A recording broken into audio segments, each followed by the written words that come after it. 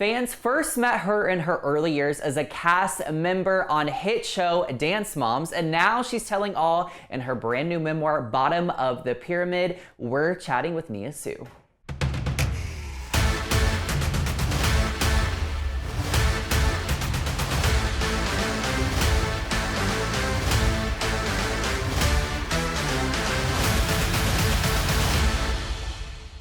Joining me now is the woman behind it all, Nia Soux. Hi, Nia. How are you?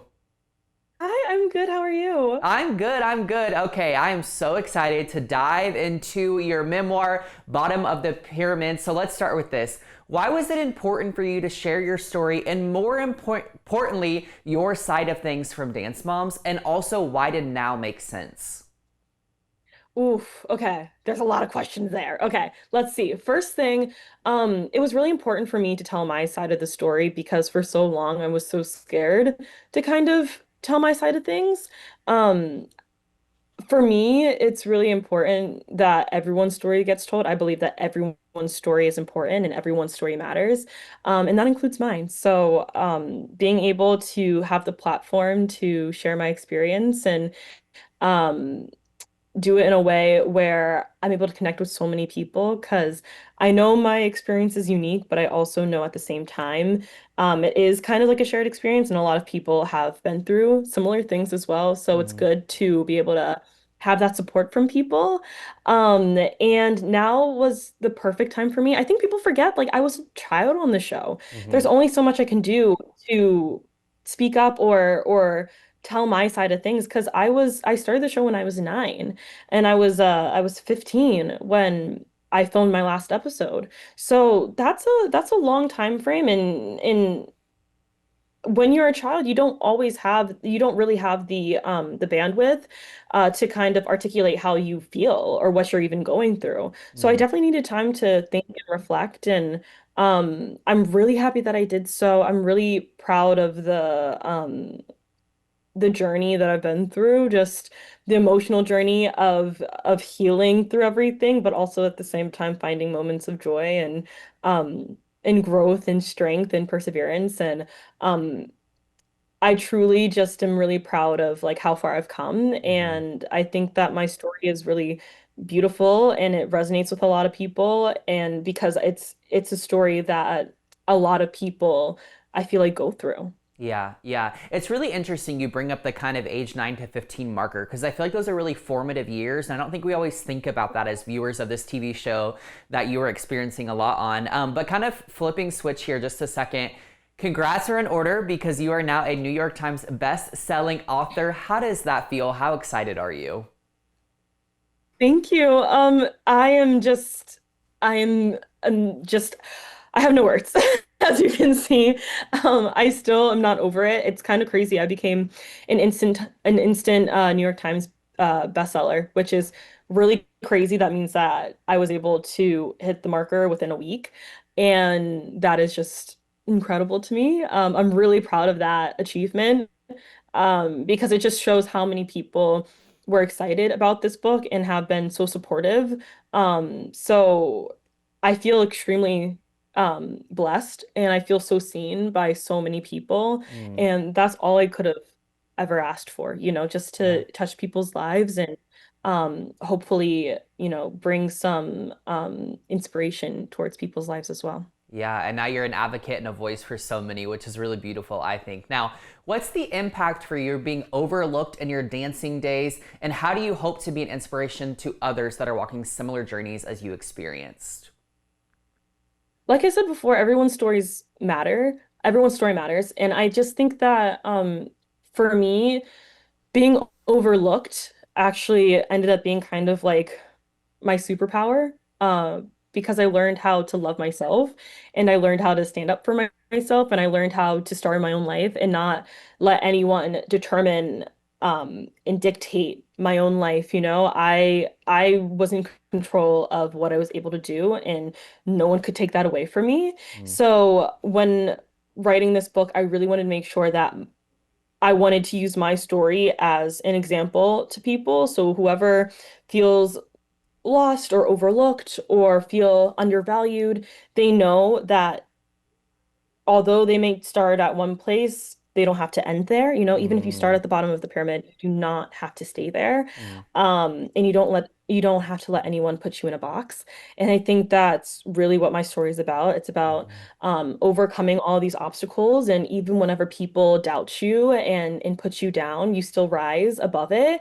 And you still turn out great, and you still are thriving, and you're still Yeah. successful in all these things, you know? And I think that's the main point of my book. You know, yes, to tell my story, but to also remind people of who they are Mm. and what they can do. Yeah, and I think you are a perfect example that your story doesn't end where someone else says it does, right? Like you are the writer of your own story. You get to decide that. And I think there's a lot of really important power in that. Now, I want to go back to kind of the beginning of your journey with this all. So, how did you become a part of Dance Moms? And looking back now, did you ever imagine that it'd be such a massive hit and leave its stamp as a pop culture oh my gosh, as a pop culture phenomenon? Yeah, well, so I talk a lot about that in the book, how it even happened, how the whole thing just like went. So I was at the studio um that the show was filmed at. But before the show had even started, I was there since I was 3 years old. And when I was 9, there were like flyers at the dance studio talking about like a docu series kind of thing. And everyone at this dance studio was talking about it, you know, and me being 9 years old and loving the stage and loving glitz and glamour and all that kind of stuff, I was like, I need to try out for this. So, I honestly had to convince my parents to let me audition because they thought it was fake for a while, Mm. which understandable because nothing happens in Pittsburgh like that. They thought it was a scam. Um, so once they kind of knew that, like, they're like, okay, it seems kind of legitimate. Like, sure, you can do this. So I sent in a video of me dancing, and then I had to do an interview with my mom and one of the producers from the show, and that was it. And then I got back in the car. My mom was like, Nia, they're not going to pick us. We're way too boring, so just don't get your hopes up. A month later, we get a call from that same producer saying that they wanted us on this docu-series. So that's really how it happened, which Mm. is so wild. I never would have thought that it would be what it is today. Hmm. Um, and I think it's really, really crazy how Dance Moms was huge back in the day, but I honestly feel like Dance Moms is even more prevalent now, which is Mm. so weird to say, after it's been on for like 15 years. So I think there's just been like such a resurgence of it since the pandemic, honestly. And it's interesting as I'm going to all these different places on my book tour and I'm meeting so many people, it is a generational thing now. Yeah. We have these grandmothers coming with their daughters and then their granddaughter, and they're like, my daughter watched the show, and now her daughter watches the show, and that's the thing they all do together. And it's really cool how it's just kind of like transcended like all of these different ages. And it feels good, but it's also really weird too, because it's Yeah. like you meet these little girls who are 9 years old, and I always tell them, I was like, I was your age when I started the show. Mm. And it just is very full circle, and it's so wild to see in person. But Dance Moms has really touched so many lives, and whether for better or for worse. And um it's really crazy how big of a pop culture phenomenon it really was. And not just even like in the country, I mean, it's globally as well. Hmm. Yeah, it's crazy too. Like social media, I think, has really brought a resurgence to a lot of shows that we watched as kids because of all the kind of meme worthy and very talked about moments from the show, which I think is kind of cool. You mentioned your mom, Dr. Holly, and something that really stands out to me about your journey on the show is the way that your mom always stood up for you and always stood up for what was right. So, in what ways did your mom make you feel loved, seen, and supported? And has that carried into your adult life as well? Absolutely. I couldn't have asked for a better mom, genuinely. She's my best friend. And I'm just always so in awe of how she handled herself on the show, because there were so many times where she could have acted wild and crazy and been taken out of her character. And she stood on business, she really Hmm. stayed true to herself. And she always reminded me of that too, growing up. Like, don't let anyone take you out of your character and to always be true to yourself and you can't go wrong. And I Hmm. think that's something that I think people forget about in when you're filming a reality TV show because I think sometimes people think that you just turn it on and off for camera, but no, like these are our actual lives and you want to make sure you stay true to it because if you don't, people can take you out of context and not really see you for you. And I still feel like they can't really see you for you, but that's a different story. My mom, she has taught me so much about myself, about being a Black woman, about just being confident. And it's really like it's really stayed with me throughout my whole life. And I definitely feel like she's influenced my life in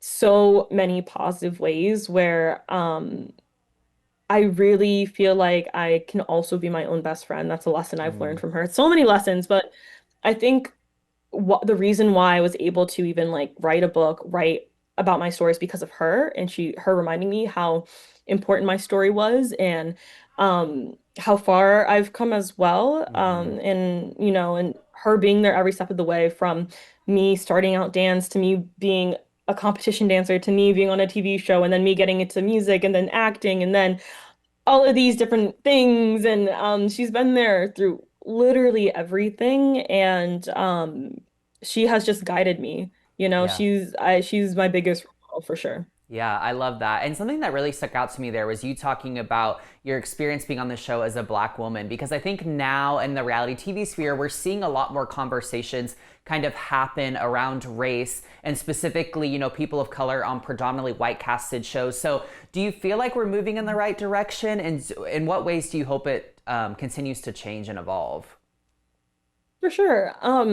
Well, here's the thing. I know that might sound a little crazy. I don't really watch too much reality TV, so I don't know how much I can speak on this, Sure. but it seems like things are kind of moving in the right direction, but I can't really say for sure. I think that we always have work to do.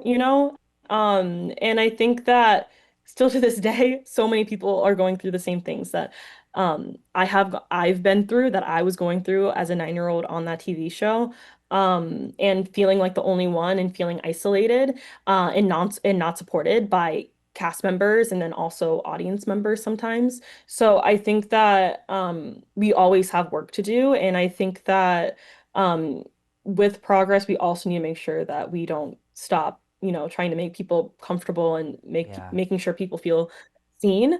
So yeah. Yeah, I love that. I think that's an amazing answer. Okay, with the other girls on the show today, do you speak to any of them? Do you have a relationship with any of them? Kind of where does that stand?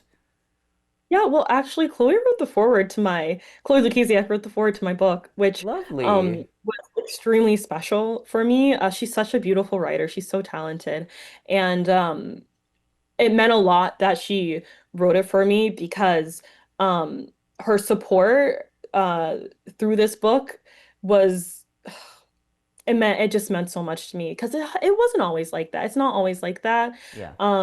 And I just really appreciate her doing that for me and being a part of that because she was a part of this journey. And and we've although we have different experiences, we still have lived like the same things as well. So Yeah. it was definitely a full circle moment. But yeah, I'm still friends with some of the girls from the show. Actually, Brooke Hyland had her wedding back in February, and I went to that, and a lot of the other cast members went too, and it was so beautiful celebrating her wedding and her marrying the love of her life. And I was really blessed to be there, and it was a really surreal experience because that was like one of my first weddings as an adult as Hmm. well. So for it to be hers was really special, and I think that it was really cool to bring everyone together. Yeah. Well, I'm happy to hear you still got some close relationships from that kind of era of your life. Now, if you could say something to Abby today, what would that be? Oh, I don't know. I don't think I really have anything to say, honestly, at this point. It's all in the book. Okay, so you have to check out the book for that. Now, speaking of the book, you will be in Austin this weekend. You've got an amazing event happening at Book People. So, what can we expect from the event, and how excited are you to be here? Yeah, I'm so excited. I'm doing a book signing, so I'm so excited to meet everyone, sign your books, personalize it, and meet everyone. I love getting a chance to see people face to face, and seeing how the book resonated with them. Because some people will come to my book signings and say and tell me that they've read or they've listened to the audiobook, they got the ebook, and now they're getting the physical copy signed. And I'm like, y'all are awesome. Like you Very guys committed. are showing up very committed. So I really love seeing it. And I have such great conversations with people. So I'm Mm. I'm ecstatic to meet everyone this weekend. It's going to be so much fun. Well, we're so excited to have you here in Austin. And speaking of, from Austin to New York, it was just announced that you're joining Costin Mayer's Off Broadway production of 11 to Midnight. So, what's this opportunity mean to you, and how are you prepping for it? I am so excited to join the 11 to Midnight crew cast. This is amazing. I love theater. If you don't know, I'm definitely a theater geek. I always have been. And actually, I did an off-Broadway show 10 years ago, which is Wow. insane. So I'm finally coming back to the world 10 years later, which is a very full circle moment again. Timing is just aligning perfectly. Hmm. And I'm a huge fan of Costin Mayer. I love them. So literally a dream come true to be able to work with them, and get to know them. I'm really excited for that and to work with the whole cast. Prepping, I've actually been going back to dance classes, acting classes, all the things, prepping this year. So I'm really excited to get back to it. It's been too long since I've been on the stage. I'm ready to be back performing, doing my thing, doing what I love the most. So it's going to be amazing. And I hope people are able to join. It starts May 15th. I joined May 15th Ooh. through 31st. Very cool. What a fun run ahead for you. Now, Yeah. obviously, you're about to go to Off Broadway. You just wrote your memoir. I know you graduated college not too long ago. So, what's still ahead for you? And is there anything you're hoping to cross off your career bucket list? Oh, there's so many things. There's so many things. And I think that for me, it's just, I don't know. There's a lot. There's a Hmm. lot, but like there's a lot that I need to check off my list. But you know, I think that timing is everything. I'm a big believer in that, and that God has a plan. So whenever those things happen, it'll feel right. And I'm along for the journey and I'm here for the ride. So Yeah. I'm excited to see what's next. And I'm so excited to be back on this stage this summer. It's going to be so awesome, and I'm sure so many other things will come from this as well. Yeah. Finally, Nia, a question for you here. What's maybe just like one takeaway you hope that readers get from your book, whether it's something they feel inspired by or feel related to, or whatever that may be? What kind of impact do you hope that it has? I just really want people to know their worth, at the end of the day. I think a lot of us feel overlooked, like I was saying before. But don't let anyone tell you that you can't be something or you're not enough, because you are. Mm. And it's really important to remember that no matter what you're doing. Yeah, I think that's really special. Nia, thank you so much for your time. We're so excited to have you here in Austin. Thank you for being so open and vulnerable about your childhood in dance, and we're rooting for you on the sidelines here in Austin. We can't wait to see everything that's ahead for you. And thank you so much. I appreciate it. Excited for Austin. You can get your very own copy of Bottom of the Pyramid online and in bookstores, and keep up with Nia and her journey on social media by following at Nia Soux.